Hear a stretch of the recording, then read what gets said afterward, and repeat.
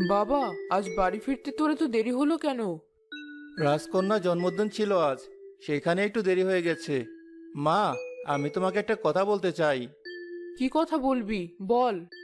মা, আজকে প্রথম আমি রাজকন্যাকে দেখেছি, আর তাকে দেখে আমার ভালো লেগেছে। ওকে আমি বিয়ে করতে চাই মা।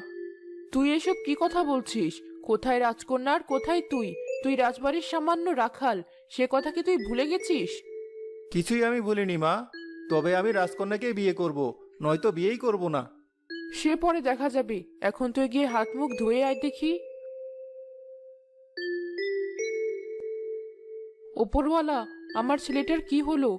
তুমি আমার ছেলেটার মাথায় একটু সুবুদ্ধি দাও। অনেক হলো, এবার আমি নিজে গিয়ে রাজকুমারী নয়নাকে বলবো আমি তাকে বিয়ে করতে চাই।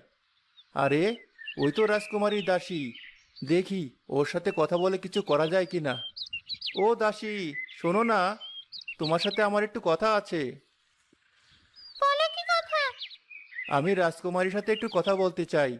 কিভাবে বলবো বলো তো? এ আর এমন কি? চলো আমার সাথে। রাজকুমারী পাশের বাগানে বসে আছে। ওই তো দেখো, বসে বসে আচার খাচ্ছে। ঠিক আছে, তুমি এখানেই দাঁড়াও, আমি গিয়ে কথা বলে আসি।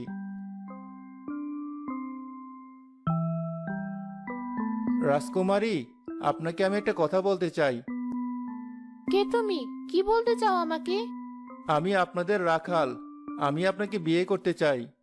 তোমার এত বড় সাহস! বেরিয়ে যাও বলছি, না হলে পাহারাদার ডেকে ধাক্কা দিয়ে বের করে দেব।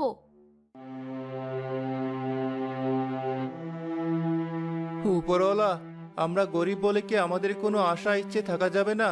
কেন আমাদের সাথে এমন হলো?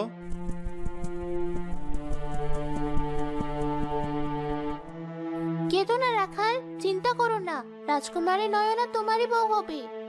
সত্যি বলছো পরি? পরীরা মিথ্যে বলে না, তুমি মিলিয়ে নিও। আসি আমি, ভেঙে পড়ো না। পণ্ডিত, আমি ঠিক করেছি রাজকন্যার এবার বিয়ে দিয়ে দিব। আপনি বলুন, কোন রাজ্যের রাজকুমার আমার মেয়ের জামাই